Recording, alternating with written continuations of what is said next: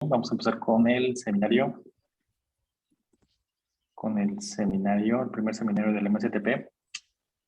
Entonces, tenemos el gusto de tener a la doctora Margarita Pereira. Ella es una astrónoma tanto de gusto como de profesión. Ella es egresada del Instituto de Astronomía en Ensenada, Baja California, en México. Ha incursionado en distintas áreas de la astrofísica, como el estudio de las nebulosas planetarias y estrellas que giran alrededor de objetos compactos, como las estrellas de neutrones y agujeros negros. En el 2018 se incorporó al Instituto de Astronomía en Ensenada igualmente, pero ahora como investigadora catedrática de CONACYT. Desde entonces, sus investigaciones están dedicadas al estudio del cielo transitorio, utilizando observaciones de telescopios robóticos, los cuales se encuentran en el Observatorio Astronómico Nacional, ubicado en Sierra de San Pedro Mártir, en Baja California. Entonces, muchísimas gracias, May, por estar aquí, y los micrófonos son tuyos.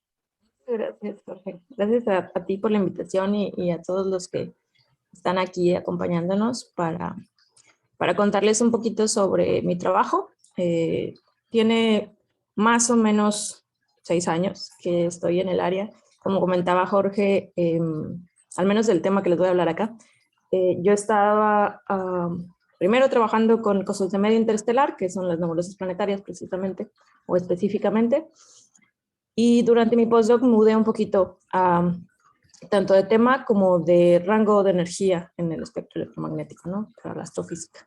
Y de eso es más o menos de lo que les voy a contar hoy. La idea es que ustedes conozcan, pues, qué es lo que significa hablar de astrofísica de altas energías, o al menos en términos de observaciones astronómicas, a qué nos referimos con eso, cuáles son los fenómenos que nos interesan, particularmente al equipo de trabajo donde yo estoy involucrada, y qué estamos haciendo con instrumentos desde el OAN San Pedro Mártir, que es uno de los observatorios pues, más importantes del país, y también un lugar que tiene un cielo muy benévolo para hacer astrofísica a nivel internacional.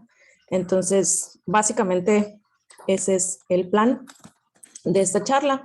Les voy a contar una introducción muy breve de las cosas que yo considero importantes que hay que saber en astrofísica de altas energías, que son mayormente los retos que implica el poder hacer estudios de fotones con altas energías, definiendo a qué llamamos altas energías primero.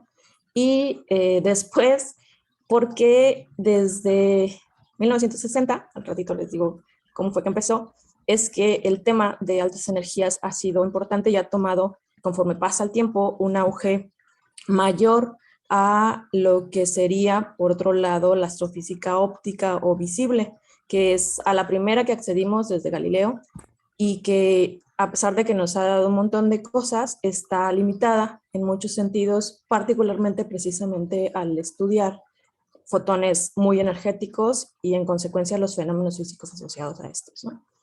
Les voy a dar un súper rapidito paso por eventos en el área de GRBs en particular, que fueron parteaguas en diferentes décadas desde los 60 hasta ahora, y finalmente pues voy a cerrar la charla contándoles de qué estamos haciendo en México, como les decía, en la UNAM en particular, en el OAN.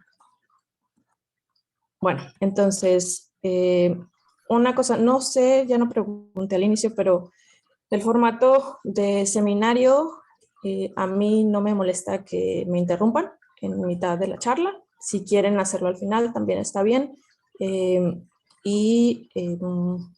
Como mejor les funcione la idea, es como les digo, que ustedes se lleven un poquito de información nueva, y pues en ese sentido la dinámica que les funciona a ustedes mejor funciona también para mí, ¿ok? Entonces voy a empezar con ¿a qué llamamos altas energías? Si es que algunos de ustedes no tienen idea de qué estoy hablando. Es un concepto muy sencillo. Los astrónomos en general nos destacamos por tener una creatividad enorme, y entonces ponemos nombres de las cosas más lógicas o básicas, ¿no? Entonces, hablar de altas energías es hablar de la parte del espectro electromagnético, que es básicamente lo que nos describe las diferentes formas de luz que tenemos en el universo, ¿no? Entonces, aquí les muestro básicamente eso. Tenemos ondas de radio y pasamos por luz visible, que es a lo que estamos mayormente acostumbrados, y en el lado derecho está lo que se consideraría altas energías. Esto está asociado precisamente a la longitud de onda de los fotones y también en la frecuencia, ¿no? De manera directa. Entonces, hablar de astrofísica de altas energías es básicamente enfocarnos en todos esos fotones que son energías en el rango del espectro electromagnético de los rayos X y gamma. Los rayos X, pues algunos ya los deben de conocer. En el hospital alguna vez, si no se rompieron ustedes un hueso, alguien más, y vieron cómo funciona una máquina de rayos X y el poder que tiene precisamente un fotón de esta energía para poder crear estas imágenes de radiografía.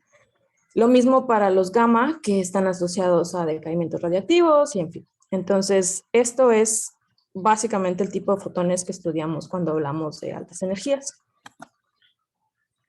Antes de pasar a los fenómenos o lo que hemos aprendido de dónde vienen estos fotones y estas cosas, les voy a contar un poquito de cómo es que los instrumentos funcionan para nosotros. Entonces, voy a compararlo con el óptico o el visible, como les decía, porque es como lo más común, lo más conocido por todos. Entonces, básicamente, la manera en cómo un telescopio detecta luz visible es un instrumento que tiene un par de componentes ópticas, que puede ser un espejo o una lente. En este caso, aquí hay un espejo y aquí hay una apertura, que es por donde van a entrar los fotones del... ¿Están viendo mi cursor? Eso es lo que no sé. Sí, sí se ve. Ok. Van a entrar los fotones desde el lado izquierdo por esta apertura. Es un esquema muy sencillo, pero sirve para fines ilustrativos.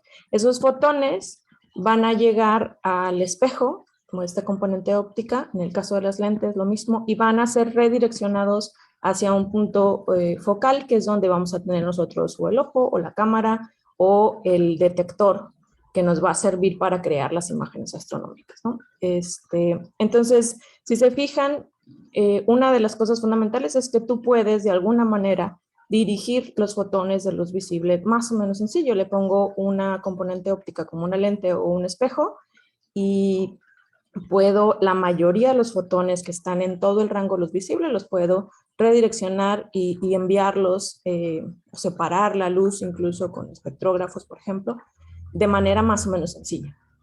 Entonces, eso no ocurre con los fotones de alta energía.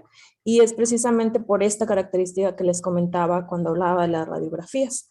Los fotones de alta energía no son tan nobles y no es tan sencillo que nosotros lo podamos direccionar. Sí se puede para algunos de ellos, pero no para todos. Y a pesar de que podemos, por ejemplo, redireccionar rayos X, la característica fundamental de ser muy energéticos nos limita la manera en cómo podemos hacerlo.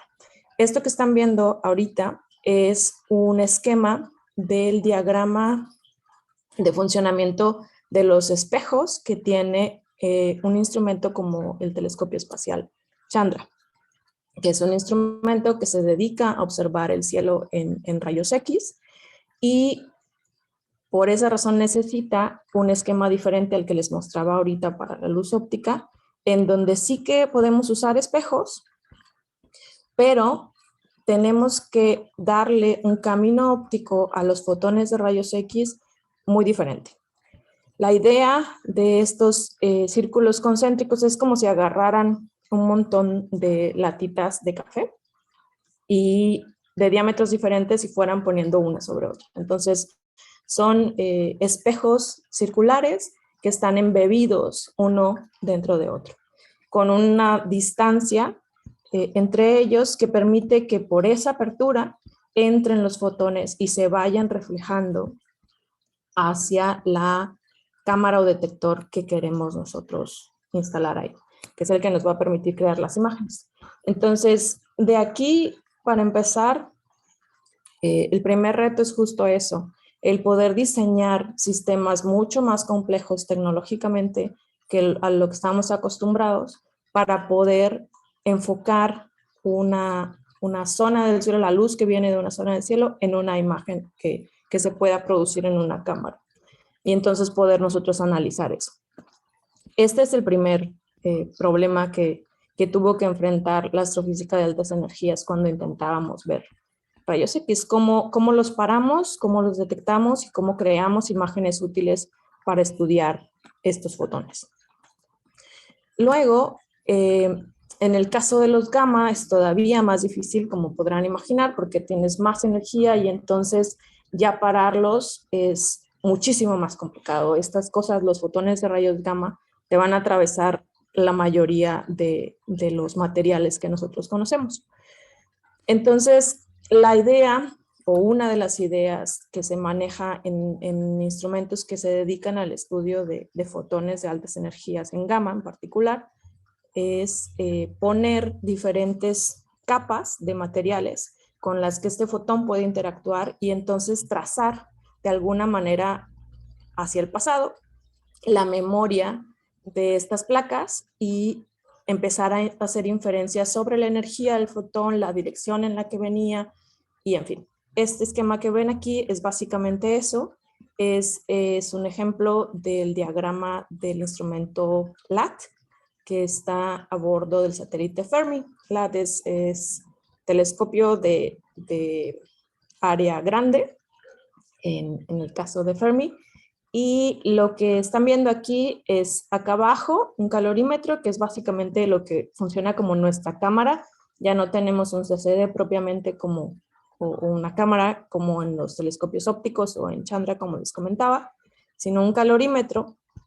Y aquí arriba es precisamente un trazador de la trayectoria del fotón que incide en la primera capa y va interactuando con todas estas capitas que ustedes ven aquí, que generalmente son de silicio, de cadmio, telurio, zinc, y estos elementos que tienen un montón de electrones con los que este fotón puede interactuar y entonces empezar a producir electrones libres que pueda el calorímetro censar al final y darnos información al respecto del fotón incidente o los fotones incidentes. Pues aquí hay un poquito de cuestiones técnicas que no voy a ir en detalle, pero básicamente esa es la idea de cómo podemos nosotros detectar fotones que te atraviesan un montón de cosas y que son muy difíciles de frenar, por decirlo de alguna manera.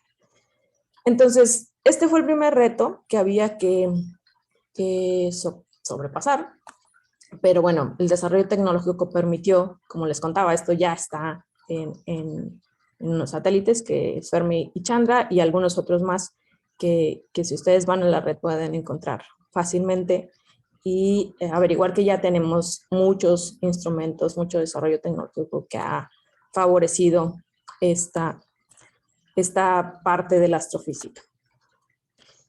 Bueno, una vez que se tiene la tecnología, el otro reto que tiene uno que considerar es que los fotones de alta energía, afortunadamente para nosotros, no pueden llegar a la Tierra.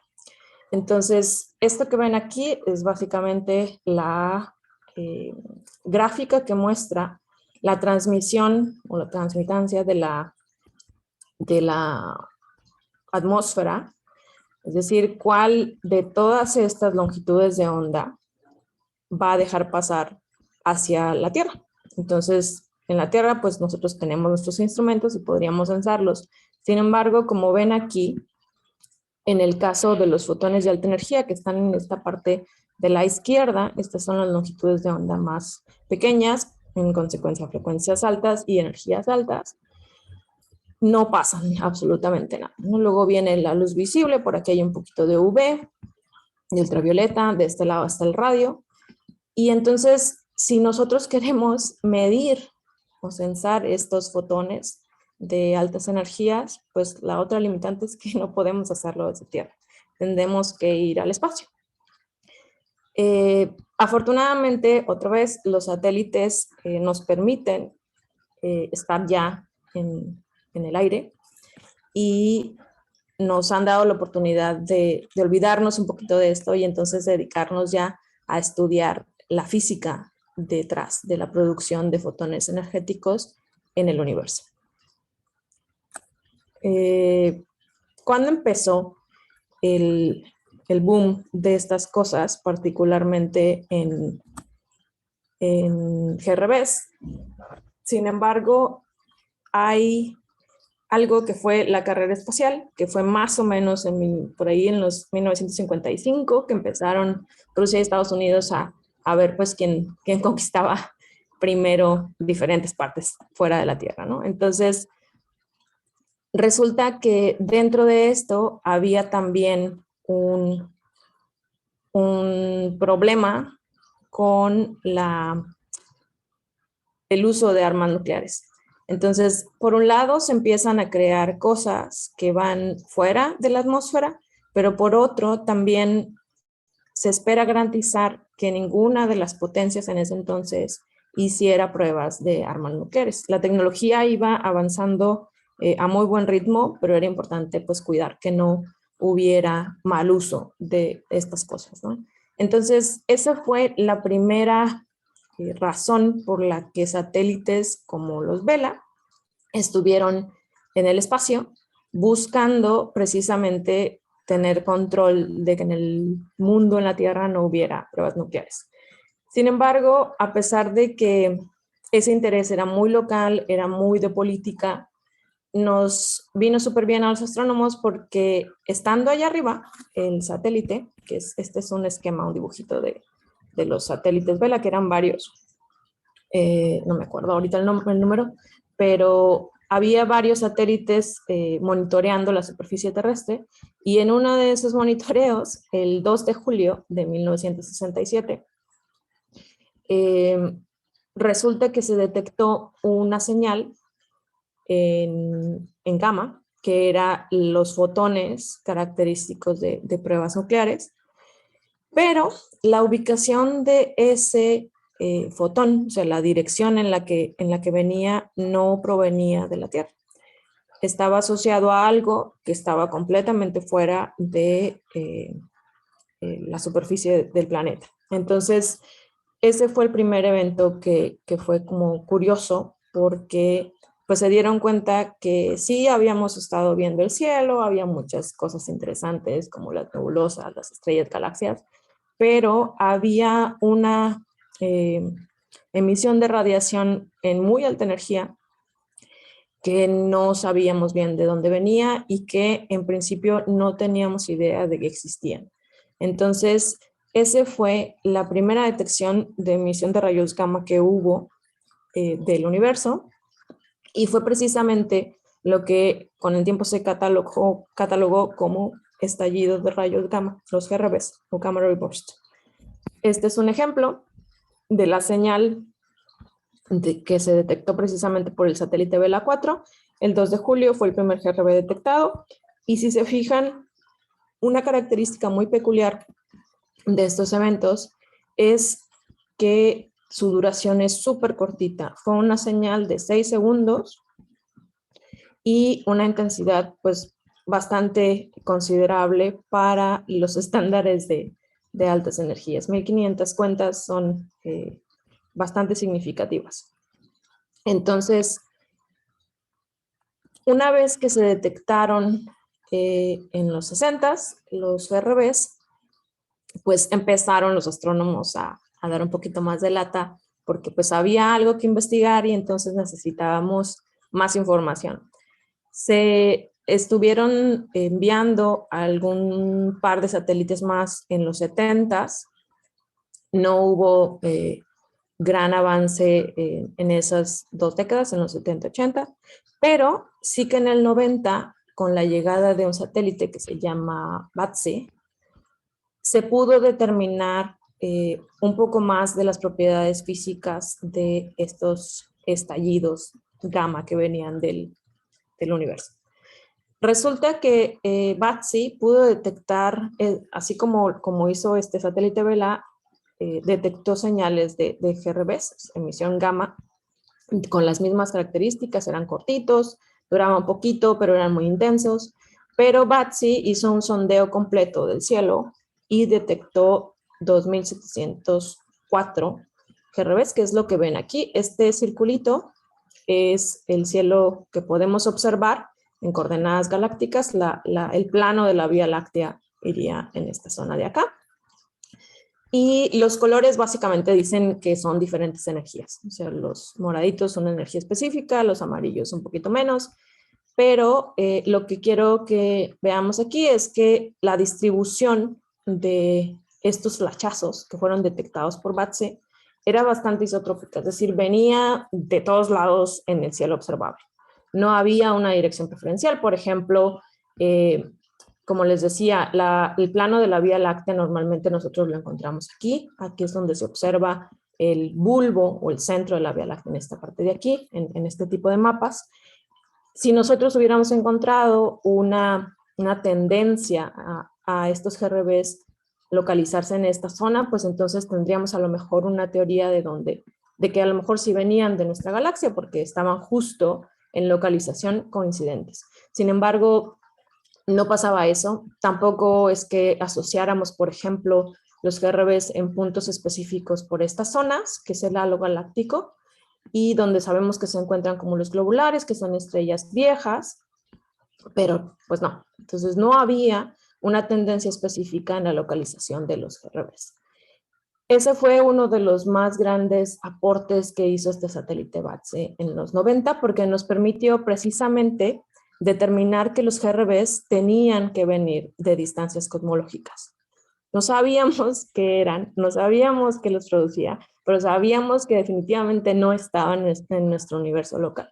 Estaban a distancias de todo porque no podíamos tener una distribución isotrópica si no fuera así.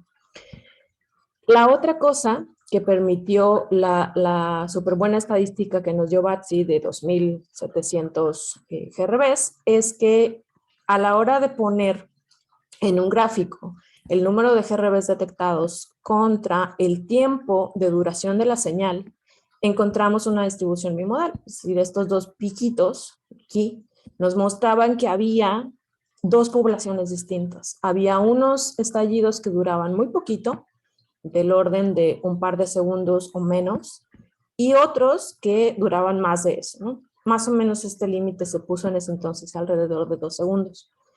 Entonces, otra vez, en ese momento, en los 90 no sabíamos qué era, pero sabíamos que había algo ahí que distinguía dos poblaciones. Entonces, BATSE nos dio oportunidad de aprender un poquito de eso en los 90, pero había más cosas, ¿no? Siguió el desarrollo del área en el estudio de los GRBs, buscando crear nuevos telescopios o satélites que nos permitieran hacer un poquito más, y siempre un poquito más allá de lo que había hecho BATSE, de lo que habían hecho los Vela, y es normalmente cómo funciona la astronomía observacional, desarrollar instrumentos que aporten algo más, que permitan ver un poquito más allá.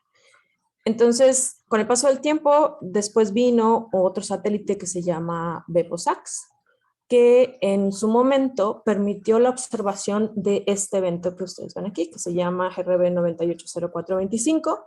El nombre de los GRBs es básicamente el año, el 98, el mes, el 04, y el día 25, que es abril 25, no me equivoco. Lo que ocurrió en este año fue que, pues sí, hubo otro GRB, ¿no? Ya les había dicho que BATSE había detectado 2700. Sin embargo, la importancia de este fue que cuando se detectó ese GRB, lo que se estaba tratando ya con BEPO-SAX, que ese fue como la mejora que tenía este satélite, era que tenía otro instrumento en otras longitudes de onda, tenía un instrumento en rayos X. Entonces, lo que hacía ese instrumento es que una vez que había una detección de GRBs o de estallido gamma, era voltear lo más pronto que pudiera a la zona más o menos coincidente de donde había venido el evento. ¿Por qué? Porque lo que se intentaba era buscar una contraparte lumínica en cualquier otra banda, en este caso fue rayos X y óptico, y la idea era que si nosotros encontrábamos una señal que durara más tiempo, porque en 2 segundos, o en, no sé, qué les gusta, 100 por aquí, pues realmente no podemos hacer mucho más que simplemente detectar la señal. Entonces, si nosotros teníamos otra señal, podíamos inferir algunas cosas, y fue justo lo que pasó en esta ocasión, porque se detectó el GRB, y un poquito después lo que tuvimos fue la presencia de una nueva estrella bueno, un nuevo punto lumínico en el cielo, que era precisamente la supernova 1998, PW1. Entonces, a partir de esto, los astrónomos pudimos empezar a aprender que al menos algunos GRBs, en este caso era uno, pero fue el primero de muchos más, estaban asociados de alguna manera a las supernovas. Y las supernovas ya sabíamos que estaban asociados a la muerte de estrellas masivas. Entonces, en el 98 ya íbamos vislumbrando qué estaba pasando con el origen de los GRBs. Otra vez, no entendíamos del todo, pero al menos teníamos ya una pista que sí o sí la supernova en ese momento y el GRB tenían que estar asociados. Entonces, seguimos buscando cosas y resulta que en la búsqueda de estas contrapartes, en el 2005 hubo otra detección de una contraparte óptica para otro GRB. Sin embargo, aquí ya empezamos a pensar otra vez en estas dos poblaciones que les mencionaba. Porque resulta que en el 98, esta contraparte óptica, esta supernova, estaba asociada a este GRB que era del tipo de los que duraban más, que ahora se conocen o se identifican como GRBs largos porque son largos en duración. Sin embargo, la que se detectó para este GRB en 2005, que es este puntito que ven aquí, estaba asociado a un GRB que no era de la misma población que este del 98. Este era un GRB corto. Entonces, fue la primera vez en la que pudimos detectar una contraparte óptica de un GRB corto. Se puso otra vez en boga porque pues la idea era empezar a distinguir si esta supernova estaba asociada a la muerte de estrellas masivas. La pregunta en 2005 era, ¿esta contraparte óptica es una supernova? ¿Es también asociada a la muerte de una estrella masiva o tiene otro origen? Entonces, ya para estos años ya había varias teorías por ahí y una de ellas era que si bien los GRBs largos estaban asociados a supernovas y estrellas muy masivas que morían eventualmente después de terminar con un núcleo inerte de hierro y en fin. En el caso de los GRBs cortos, la propuesta era que estas cosas resultaban no de ese camino, sino de eventos muchísimo más energéticos y entre ellos estaba la fusión de dos estrellas de neutrones. Entonces, el detectar esta contraparte óptica pues permitió seguir avanzando con el entendimiento de los GRBs cortos, pero no fue hasta en el 2017 que otra vez vino el boom en astronomía con estos eventos, porque se detectó una onda gravitacional que tenía, análogo a lo que pasó con este GRB y la supernova, aquí se detectó una onda gravitacional que estaba asociada precisamente a una contraparte lumínica que era del tipo de kilonova que se esperaba en una fusión de estrellas de neutrones. Pues la onda gravitacional de 2017 se detectó y se pudo estimar las masas de los objetos que estaban produciendo eso, que eran dos estrellas de neutrones de masas específicas, las que producían esa señal de ondas gravitacionales, y después en el mismo sitio se localizó precisamente la kilonova y varias observaciones más en X que permitieron hacer un estudio muy completo de este GRB corto que nos confirmó precisamente que los GRBs cortos estaban asociados a esa teoría que proponía la fusión de objetos compactos como las estrellas de neutrones. Entonces, como ven, a lo largo de estas décadas hubo siempre eventos que marcaron parteaguas en el área y que ha mantenido el interés en los astrónomos en estos eventos específicamente, porque hay muchas cosas que no sabemos. Entonces, lo que sabemos hasta ahora es que los GRBs son fenómenos transitorios, es decir, ocurren una vez, son muy energéticos y están asociados a eventos catastróficos en el universo que pueden ser, por un lado, para los largos, la muerte de una estrella masiva, o para los cortos, la fusión de dos estrellas de neutrones. Cuando esto ocurre, lo que nosotros entendemos que sucede o la explicación física que le hemos dado se basa en, bueno, esto que están aquí es una caricaturita de lo que sería o la fusión o la muerte de una estrella masiva, es un envolvente, y en ese evento lo que sucede es que se dispara un jet relativista que va a tener cierta interacción con el medio circundante y producir otras señales lumínicas que ahorita les explico. Entonces, el GRB propiamente o la emisión gamma viene precisamente de este beam colimado que sale a partir de la formación de un agujero negro en estos eventos que les mencionaba, la muerte de una estrella o la fusión de objetos compactos. La idea básica es que nosotros explicamos esto con un modelo que se llama la bola de fuego o fireball. Es un modelo muy sencillo, que es el modelo canónico, pero que explica muchas de las cosas que se han venido observando hasta ahora. Tiene detalles, por supuesto, que hay que afinar y es en lo que los astrónomos trabajamos ahora, pero de manera general nos da una idea clara de qué sucede. Resulta que cuando se muere una estrella o pasa esta fusión, se forma un agujero negro, que es esto que llamamos nosotros el motor central.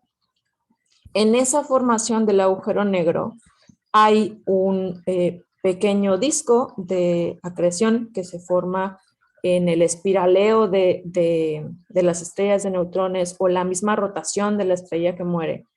Y entonces queda un remanente de material alrededor y cuando se forma el agujero negro en este colapso, esa interacción entre el spin o la rotación del objeto compacto, el disco y el material circundante provoca la colimación de materia en el eje polar del objeto recién creado. En esta colimación salen disparados precisamente fotones de rayos gamma que van a ir interactuando a lo largo de este beam. Y la razón es que los fotones o la materia que sale expulsada va a salir a velocidades relativistas, pero con distinto factor de Lorentz, distintas velocidades. Entonces, en algún momento, estos fotones que alcanzan, o este material se va alcanzando en diferentes momentos de este beam, o en diferentes distancias, y va a producir fotones de alta energía, que son los gamma y son lo que observamos nosotros como emisión pronta. Entonces, estos choques internos, que son consecuencia de las distintas velocidades en el jet relativista, es la emisión pronta o emisión gamma, que observamos que dura súper poquito. Luego viene esa misma interacción continúa conforme el jet se va abriendo y va interactuando con el medio interestelar o, en su caso, algún viento de la estrella que acaba de morir, un remanente de viento en etapas más tempranas. Y esa interacción de los fotones y la materia con densidades menores a velocidades menores, pues va a producir fotones de menor energía. Y esto puede ir desde el rango de los rayos X hasta el radio, incluso. Esto le llamamos nosotros en el modelo del fireball los choques externos y se denomina la contraparte óptica como el afterglow o la emisión crepuscular, postluminiscencia, tiene diferentes nombres dependiendo de la referencia. Normalmente yo lo refiero mucho como afterglow, que es el concepto en inglés que manejamos la mayoría de las veces.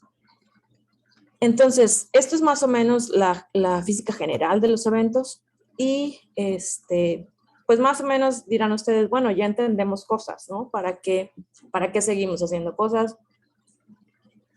¿O qué falta, no? ¿Por qué el interés continúa? Pues resulta que así como este modelo describe todas estas componentes físicas de la evolución desde la muerte de la estrella o la construcción del agujero negro hacia la interacción del jet relativista con todo lo demás, nosotros podemos buscar estas contrapartes lumínicas, ¿no?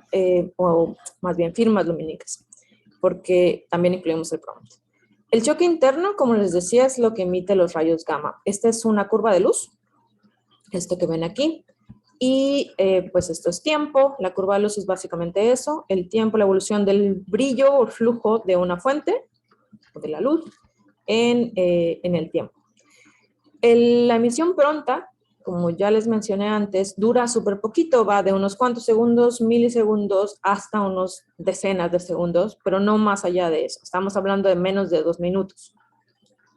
Entonces, el problema pues viene justo que no podemos caracterizar de manera completa. Si de por sí es difícil caracterizar las propiedades de un fotón gamma, encima si solo lo tenemos por un par de segundos o minutos, pues la complicación es todavía mayor. Entonces, lo que casi siempre nos ayuda a entender esto, pues es precisamente la emisión del afterglow, que son los choques externos, que toda esta interacción de los fotones con el medio. Entonces, a esta parte es a la que nosotros nos vamos a dedicar o nos hemos dedicado a entender. Y la ventaja es precisamente que dura unos cuantos minutos e incluso un par de días o semanas para el radio. Entonces, buscar esto en el óptico, por ejemplo, es una súper contribución en el entendimiento de esto. La manera en cómo se observan, pues tampoco es en el típico, a pesar de que sigue siendo óptico, volvemos al visible que les decía que ya no nos aportaba mucho. Sí nos aporta, pero necesita características muy particulares para poder hacer una contribución sustancial. Es decir, que realmente sirvan las observaciones. ¿Por qué? Porque a pesar de que sí dura un par de días o algunas horas, el problema o lo que queremos es poder observarlos de la manera más óptima posible, es decir, poder ver toda la señal. Y ahorita les voy a decir por qué es importante ver toda la señal. Resulta que para poder observarlos necesitamos la detección gamma. Entonces nosotros poder voltear a esa parte del cielo. Como la detección dura poquito, necesitamos, y sabemos que después de eso va a venir el afterglow, necesitamos que esta detección sea informada súper rápido a los telescopios con los que les queremos dar seguimiento. Entonces, generalmente lo que sucede es eso, se detecta con un satélite la emisión gamma, se envía, este satélite está conectado a la red, se envía una alerta a través de la red, del internet, y en estas dos plataformas, y estas alertas están de manera automática conectadas a los telescopios en tierra, que esa es la virtud de los instrumentos que tenemos en San Pedro. Son telescopios robóticos que permiten hacer esta observación súper eficiente. Y bueno, posteriormente puedes tener observaciones muchísimo más tardías, si quieres buscar una supernova, si quieres buscar emisión en radio y algunas otras cosas. Ahí nosotros no llegamos tan lejos.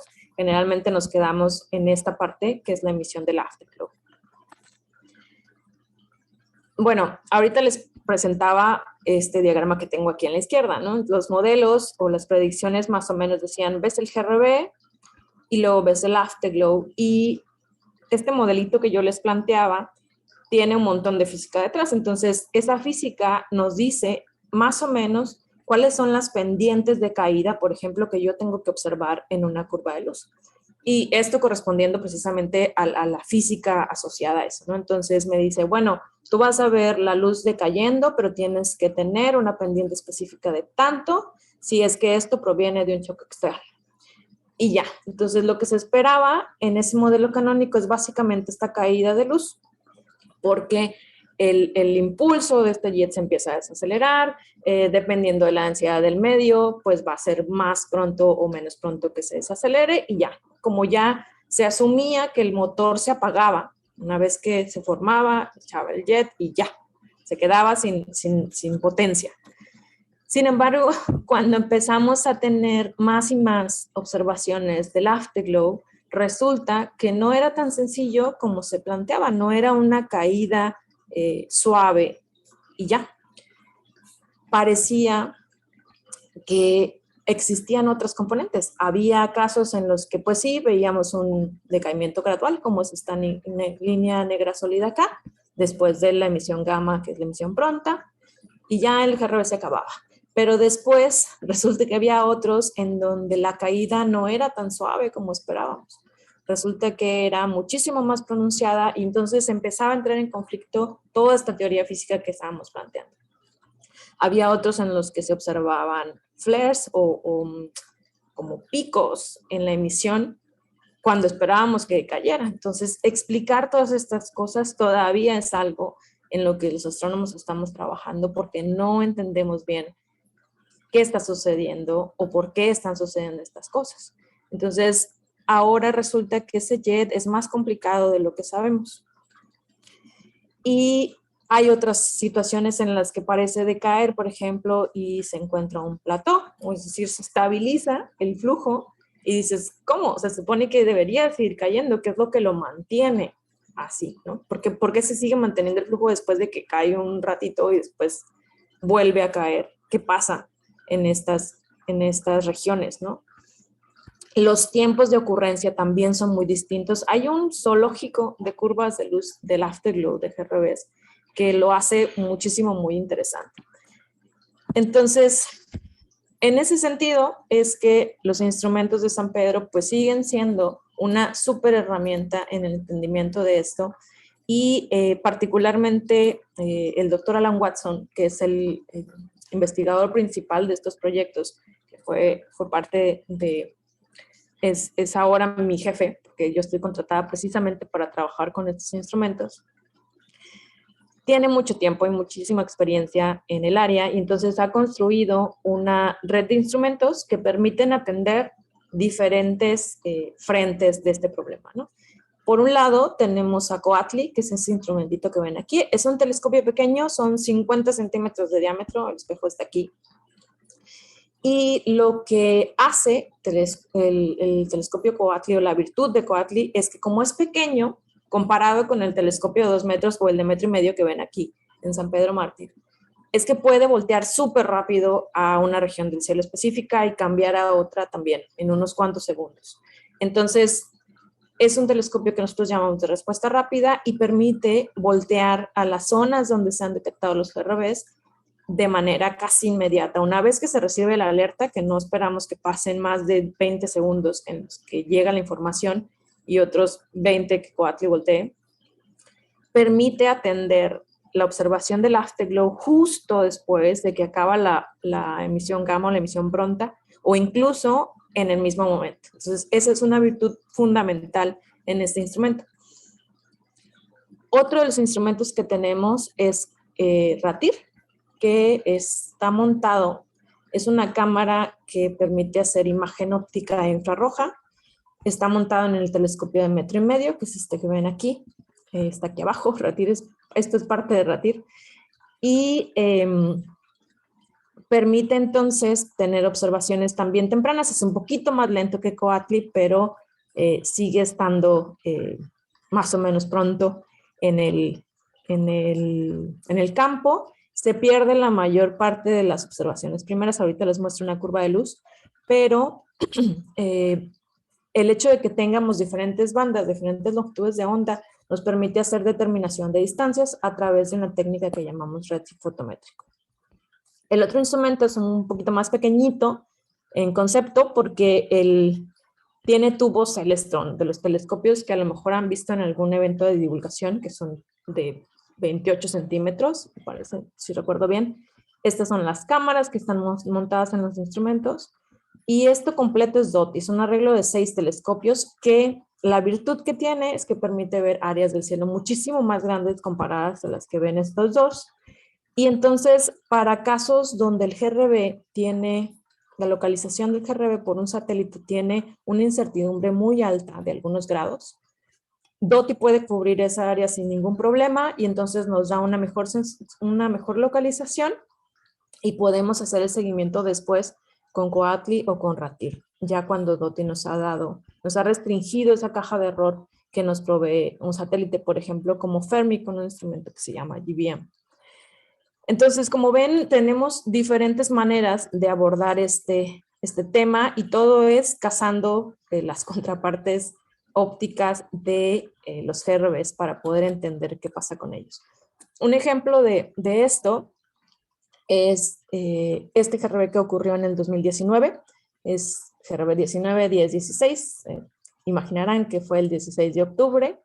Y básicamente la historia fue que fue detectado por Swift, más o menos en la madrugada, en tiempo universal, y también fue observado por un satélite que se llama TESS. Este satélite está dedicado a detectar planetas, exoplanetas, con el método del tránsito. Sin embargo, en ese entonces, como está monitoreando el cielo, pues estuvo en el evento y detectó una señal del GRB en el óptico precisamente, pero la cadencia que tiene en la búsqueda de exoplanetas es de 30 minutos. No necesita una precisión temporal más baja, entonces 30 minutos funciona bien para test, pero para el caso particular del estudio de GRBs, como les mencionaba hace ratito, no es tan funcional porque duran entre punto y punto o imagen e imagen que yo voy a tener en mi gráfico, pues hay media hora, ¿no? Entonces me estoy perdiendo media hora de lo que ocurrió con ese GRB en el óptico en el caso de TESS. También fue detectado por Fermi y bueno, si quieren les cuento ahorita, si les interesa, por qué es importante tener en este caso 2 satélites de altas energías detectando este evento. Entonces no voy a detalle porque no me va a dar mucho tiempo y quiero terminar de contarles la historia. Entonces resulta que para este GRB tuvimos la fortuna de tener la alerta en tiempo y buena visibilidad desde San Pedro, porque no siempre pasa que tenemos buena visibilidad. Si el evento ocurre en el hemisferio sur celeste, pues no hay manera que desde San Pedro podamos verlo. Pero en este caso fue bueno, y lo que tenemos es precisamente una curva de luz muy bien mapeada desde más o menos 6 minutos de que ocurrió el GRB. Entonces tuvimos la alerta del GRB, tardamos un poquito porque hubo un retraso en la información, la recepción de la información, y un movimiento que tuvimos que hacer con el instrumento que complicó un poquito el llegar más temprano. Sin embargo, 6 minutos realmente no es tardío. Logramos observar con Coatli, que son estos puntitos blancos, la subida claramente del afterglow. Y como les decía, tenemos un par de puntos de Ratir, pero Ratir es un instrumento un poco más complicado, entonces no es tan bueno el muestreo, y en ese sentido Coatli nos aporta muchísimo más a la descripción de esta subida.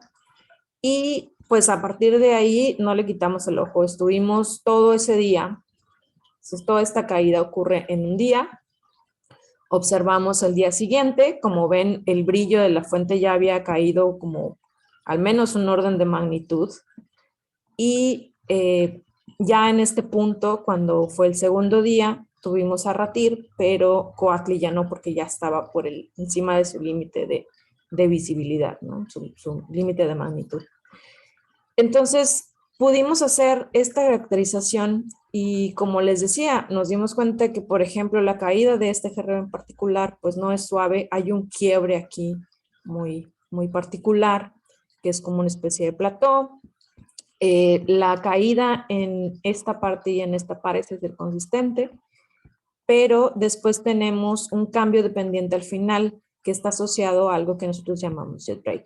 Entonces, esto nos permitió a nosotros crear un modelo que nos permite integrar diferentes componentes y diferentes cosas en el GRB para entender qué pasó, ¿no? Si quieren y alguien está interesado, les puedo pasar la referencia al artículo o les puedo contar ahorita un poquito al final. Un poquito más.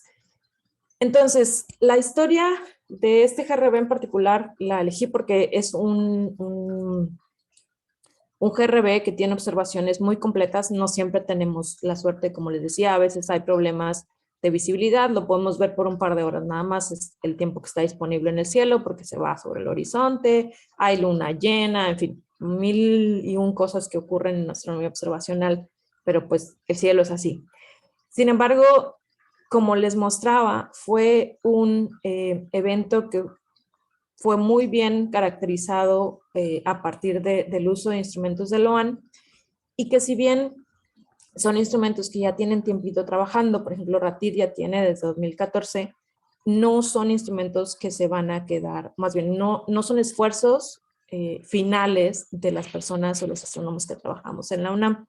Hay instrumentos nuevos que vienen en el futuro. Ahorita se está desarrollando un nuevo instrumento, un nuevo telescopio que se llama Colibrí, que es más o menos parecido en performance al instrumento Ratir. Va a tener 2 bandas, va a tener infrarrojo y una cámara infrarroja y una cámara óptica para poder hacer esta determinación de redshift. Y se espera que al menos en el año siguiente ya empiece con sus primeras pruebas, la primera luz de Colibrí. Ahorita con la pandemia se ha retrasado un poquito, pero esperamos que pronto tengamos este nuevo instrumento que nos va a permitir hacer un poquito más cosas con esto. También viene en términos de la contraparte óptica y el seguimiento. Y aunque Swift es un satélite súper viejito,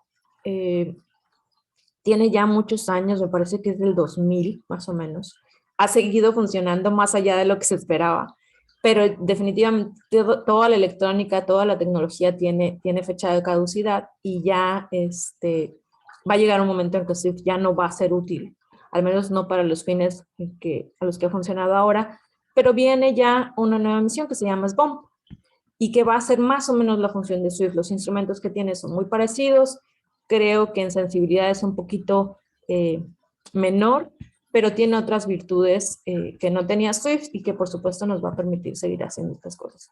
Esto para decirles que existen muchas cosas que se están haciendo y que se siguen desarrollando en el área. Es un área que tiene mucho futuro para las personas que estén interesadas en seguir en astronomía o hacer algo de esto. Es un área que yo recomiendo mucho, por algo estoy trabajando en eso, y que nos permite entender muchas cosas que hace unas décadas no entendíamos porque simplemente no podíamos verlas, ¿no? Entonces, parte de este descubrimiento de astrofísica de altas energías, pues es precisamente ver cosas en el universo a las que simplemente no teníamos acceso antes.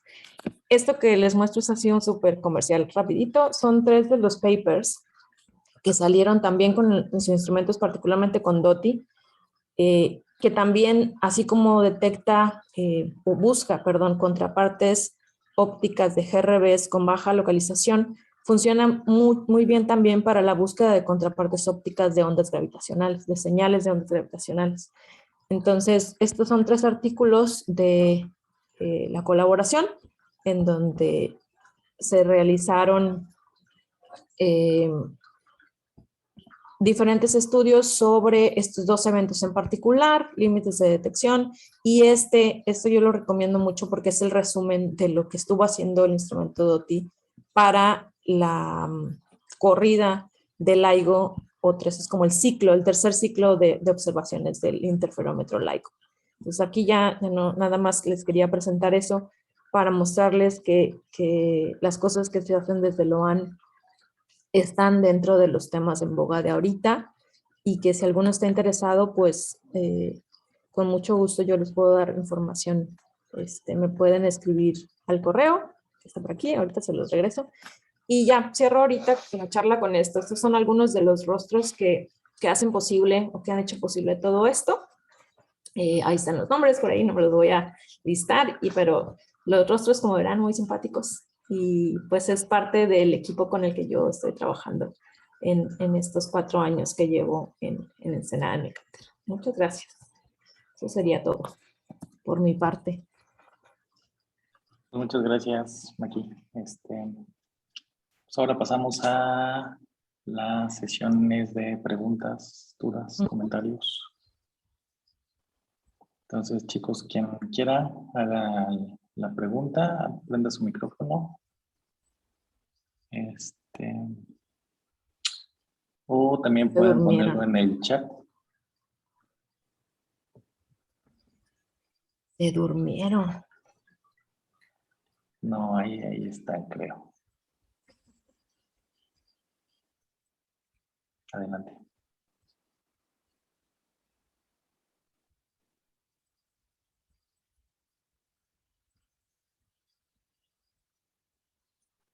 Yo creo que sí se durmieron. Ya ves, es que era demasiada observación. Yo tengo muchas preguntas, pero prefiero que los estudiantes lo hagan.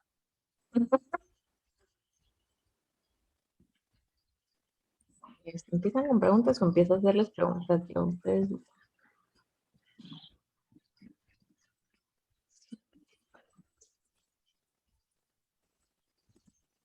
Ay.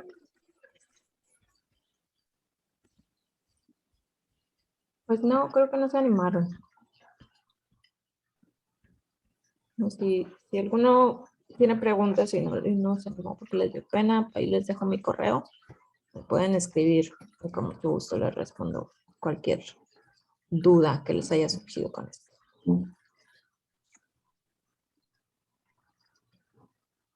Bueno, sí, aquí están poniendo que no tienen preguntas, que les gustó la presentación, dice Eric. Bueno, igual en la que se anima alguien más, las curvas que presentan, supongo que tienen diferentes explicaciones físicas dependiendo de la pendiente, ¿no? Que tienen de flujo contratiempo. ¿Cuántos fenómenos físicos hay por debajo de esa curva? Bueno, más bien, ¿qué explican esa curva? Pues en el caso particular, bueno, todo lo que pasa aquí está asociado definitivamente a la inyección de energía. Y la inyección de energía la esperas precisamente del agujero negro recién formado. Entonces, la teoría inicial pues era justo eso, que era un evento que ocurría una vez. Sin embargo, el ver estas cosas, como estos flares, porque a veces son doble pico, ¿no? Te dice que probablemente la muerte del motor central no es como la pensamos. Entonces, por ejemplo, en el caso de que nosotros analizamos, la explicación que dimos, hicimos un modelo, ahí en el paper pueden encontrar eso, hay un, no lo que se pone porque era como mucha información. Básicamente lo que nosotros decimos es que la interacción de el jet relativista, este choque externo, la firma de este choque externo la estamos viendo aquí. O sea, vemos cómo va subiendo en brillo hasta que se empieza a frenar. Este tiempo de pico nos define lo que llamamos el radio de desaceleración del jet. Entonces tienes un jet que va en súper rápido y empieza a subir la emisión, pero en el momento en el que ese jet se empieza a frenar a un factor de Lorentz específico que es la mitad del factor de Lorentz con el que salió el impulso, es este piquito de aquí. Entonces nosotros de aquí podemos determinar cuál era la velocidad de salida, ¿no? del jet. El radio, o sea, desde el objeto compacto hasta ese radio en donde se empezó a frenar por debajo de esa mitad del factor de Lorentz inicial, ¿no? Es este punto de aquí. Luego viene pues la caída esperada, que es como el normal decay que le llaman, y es muy parecida, como les decía, a la pendiente de acá y de acá. Entonces, nosotros decimos que iba en la caída normal y aquí, en este plató, lo que ocurrió es que por alguna razón, el motor central siguió mandando energía. No sabemos qué exactamente es, pero la propuesta que nosotros hacemos en el paper es que la manera en la que tú puedes mantener un plató en una curva de luz es que le estés metiendo energía por un periodo de tiempo que te dura precisamente ese plató. Porque si no tuvieras esa inyección de energía, tú esperarías que esto siguiera para abajo, ¿no? Pero no ocurre. Entonces, lo que nosotros propusimos es que tienes el agujero negro y hay un poquito de material ahí. ¿Cómo llegó ahí? Es más difícil de explicar, pero te queda un poco de remanente de ya sea la envolvente o de la misma, del mismo proceso de colapso. Queda el disco, un poquito de material por ahí y eventualmente pues llega al agujero negro y entonces esa acreción o fallback que le llaman, fallback accretion, te produce un extra de energía, entonces ves esto de aquí. Esa es nuestra propuesta por lo que nosotros entendemos de este GRB, pero por ejemplo ha habido otros GRBs en donde se ve más que un plató, un bumpcito aquí, como una subidita. Y eso, dependiendo del evento específico, se asocia a veces a la densidad, por ejemplo. Resulta que iba el jet y la densidad del medio no era homogénea y entonces te topas con un grumo y eso hace que la emisión aumente en ese pedazo. Cuando barres ese pedazo, creas más fotones y entonces sube esta curva de luz, la emisión en la curva de luz. Y ya después decae, ¿no? Luego, en esta parte de aquí, lo que llamamos el jet break es una cosa que se espera en los modelos. En esta parte voy a volver a mi modelito inicial. El jet break es básicamente el momento en el que, la distancia en la que, para poder ver un GRB, el ángulo preferencial de vista es así súper de frente, ¿no? Entonces tienes que verlo direccionado hacia ti, porque si tú volteas ese beam, los fotones no te llegan. Entonces es una cosa muy colimada. Pero conforme se va abriendo el jet, en el paso del tiempo, llega un momento en que la emisión, si bien está direccionada hacia ti, se va a abrir suficiente como para que parte de esos fotones ya no te lleguen tampoco. Y entonces vas a ver una caída, un quiebre en la emisión porque estás perdiendo como los bordes parte de esos fotones que están colimados, ¿no? Entonces, en esta parte más o menos como por acá, es cuando ya tienes el jet break. Y entonces eso también permite determinar o hacer una estimación de cuál es el ángulo de apertura que tenía tu jet para que en ese momento ocurra el jet break que es esperado en todos los eventos, ¿no? Entonces, esas son como algunas algo de la física que permite entender este tipo de curvas de luz. Este es en el caso específico el de nosotros, ¿no?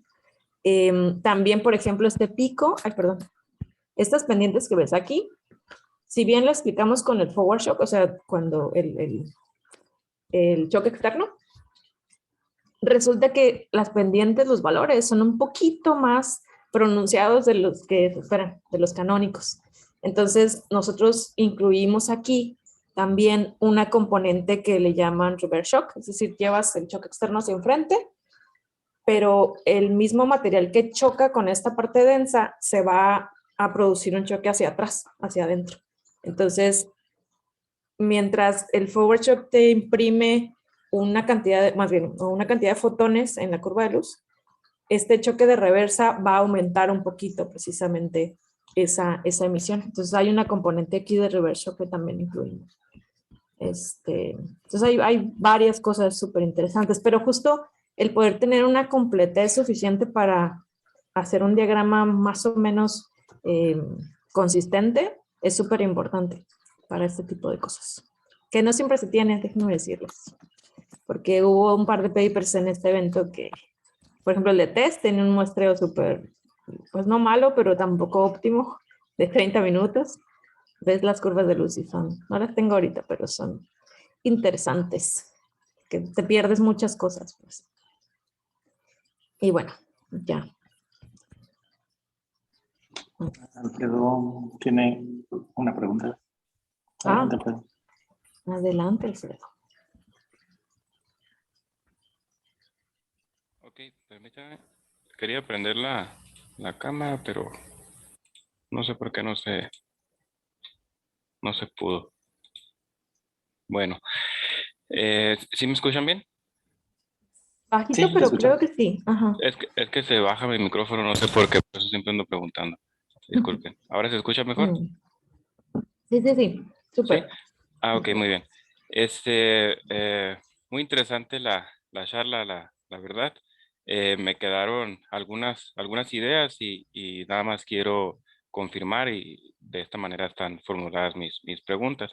Por ejemplo, me quedó la idea de que debido al tiempo de duración de estos GRB, puedo clasificar su fuente como una supernova estrella masiva si la duración es larga o una fusión de estrellas compactas si la duración es corta.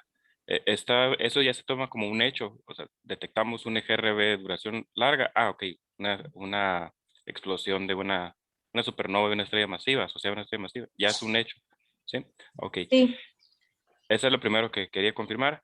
Lo siguiente es, con estos GRBs, es lo único que puedo, no es que sea poco, ¿no? Pero es lo único que puedo determinar si a qué pertenece, como lo que ya mencionamos, o puedo saber algo más sobre a qué distancia está o algunas otras características, por ejemplo, no sé, la masa de la estrella o esa es una pregunta. Y la otra pregunta es, ¿de qué otro tipo de observaciones se apoya como para poder dar esas otras características? Ok, pues es un poco, la respuesta va un poco como a las dos. Yo no me enfoqué en el prompt emission porque, como les digo, yo les hablo desde mi experiencia y generalmente la observación pronta, que es esto de las energías, eh, no, no la domino, ¿no? Pero sí te puedo contar un poquito de qué pasa. Lo que uno hace, que es lo que les comentaba precisamente aquí cuando les mostré esto, que les decía luego, si quieren les digo por qué es importante que Swift y Fermi hayan observado el evento. Resulta que no es lo de corto o largo, no es lo único que te dice la emisión en altas energías. La emisión en altas energías también definitivamente te da una cota o una medida de la energía de entrada que tenía el jet, algo que le llaman energía isotrópica, es decir, la energía contenida en el beam. ¿Por qué? Porque al final, si se acuerdan, en el modelo canónico, yo les decía que es precisamente esta carga de masa que lleva el jet y los fotones gamma que van interactuando con esto después, lo que determina cómo va a ser la interacción acá. Entonces, el poder tener un parámetro adicional en todas estas variables que tú intentas ajustar en el modelo del Afterglow es súper importante y viene precisamente de estas observaciones de altas energías. Entonces, la EISO o la energía isotrópica es lo que tú obtienes solamente de las observaciones en altas energías. No la puedes obtener del Afterglow, eso es definitivo. Sin embargo, la EISO es una energía que se determina, como te digo, o sea, te dice cuánta energía fue liberada en el evento. El problema con los telescopios que miden fotones gamma es que lo que tú tienes es un instrumento que te observa un rango de energía. O sea, por ejemplo, Swift te puede dar fotones gamma que emitan con energías hasta los 150 kiloelectronvolts. Va como de 0.1 kiloelectronvolts hasta 150. Pero más, o sea, todos los fotones que estén arriba de eso, que seguro hay en los eventos, a lo mejor pocos, pero hay, no los ve. Entonces, es un instrumento que tiene sesgado su rango de detección.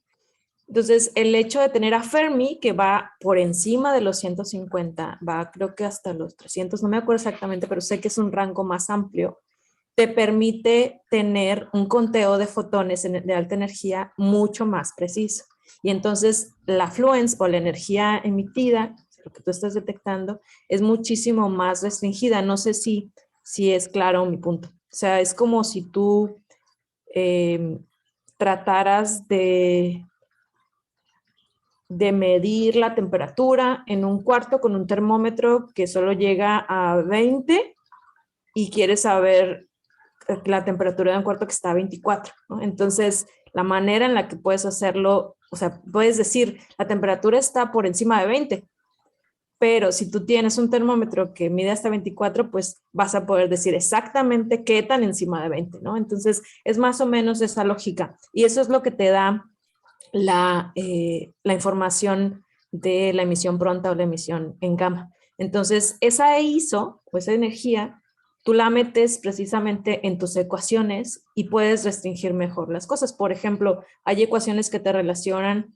el factor de Lorentz con la energía, el tiempo de pico del afterglow, o el radio de desaceleración, y el redshift. Entonces, si tú puedes tener la energía de las observaciones en gamma, tener el tiempo de pico en el afterglow y el factor de Lorentz, puedes determinar el redshift, que es la distancia, ¿no? Entonces vas a saber dónde está más o menos el evento y una vez que tienes eso, puedes ver el cielo y si ves una galaxia que está más o menos asociada a eso, puedes ver, por ejemplo, si ese evento ocurrió dentro de la galaxia o no, en fin, ya dependerá del caso específico, pero sí, o sea, definitivamente, mientras más información tengas, pues más completo está tu análisis, ¿no? Entonces, la emisión pronta, yo no me enfoqué mucho en eso, pero es súper importante para poder hacer esta completez que te decía.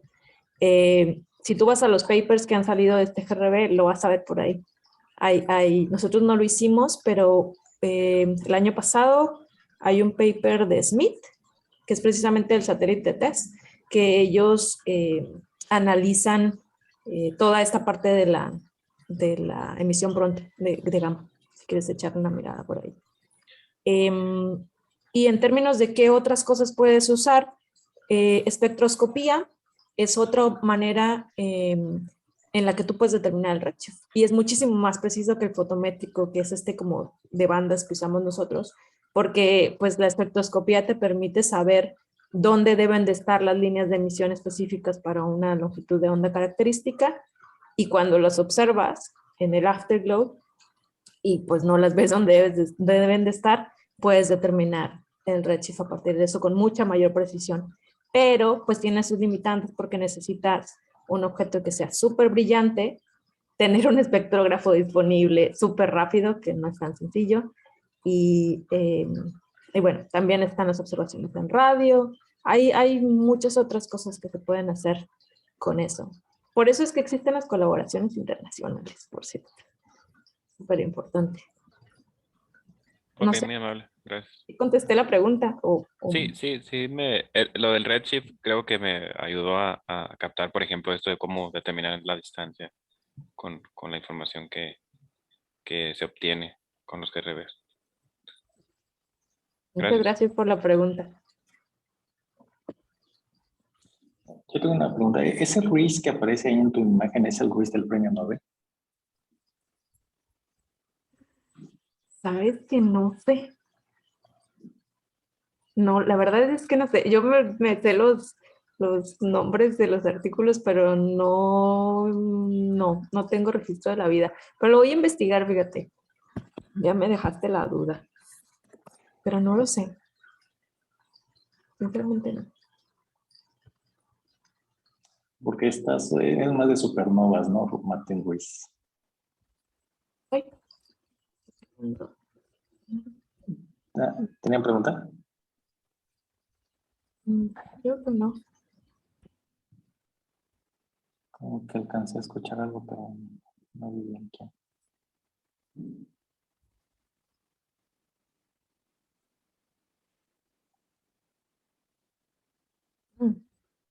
César. César. Ujú. Ah, Sí, solo tenía una consulta sobre las simulaciones. Los modelos que se toman son modelos tipo magneto-hidrodinámica, relativista, o se tienen otras consideraciones. sabes que ahí probablemente sí te voy a quedar mal, porque era justo el tipo de pregunta que temía, que le contaba yo a Jorge. El modelo lo hizo un investigador de la UNAM que se llama Nissim Fraya, y honestamente no sé si son magnetohidrodinámicos, pero si me escribes un correo te puedo poner en contacto con Nissim y él te puede explicar bien cuál es como el modelo numérico detrás de todo esto. Es súper accesible y pues es el experto.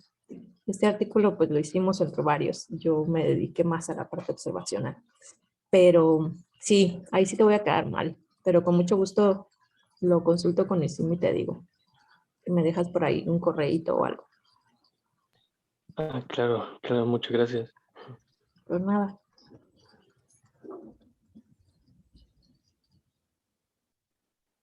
Pues yo creo que ya se nos acabó el tiempo de las preguntas. Y bueno, pues muchísimas gracias, Maggie. No, Ahí gracias a queda el ustedes. correo Ay, de la un poco. doctora. Perfecto. Y bueno, también al ratito te vamos a hacer llegar el diploma por haber participado en el seminario. Ok, súper. Y Y pues creo que fue un éxito tu charla, Alejandro y Francescoli. ¿Les gustó mucho? Y bueno, Ah, pues listo. mira, sí, no había visto. Muchas gracias por los comentarios, chicos.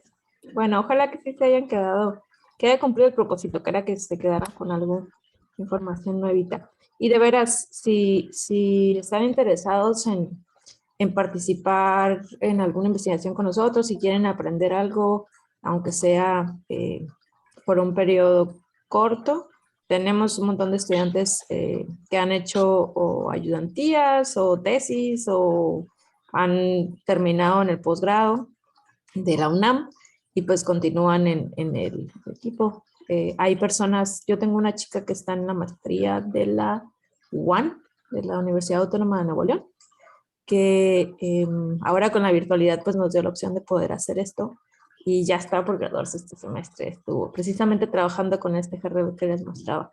Entonces, por ahí estaba mi correo. Si alguien tiene inquietudes con eso, por favor, con toda confianza. Y gracias de nuevo a todos. Gracias a ti, Jorge, por la invitación. Qué bueno que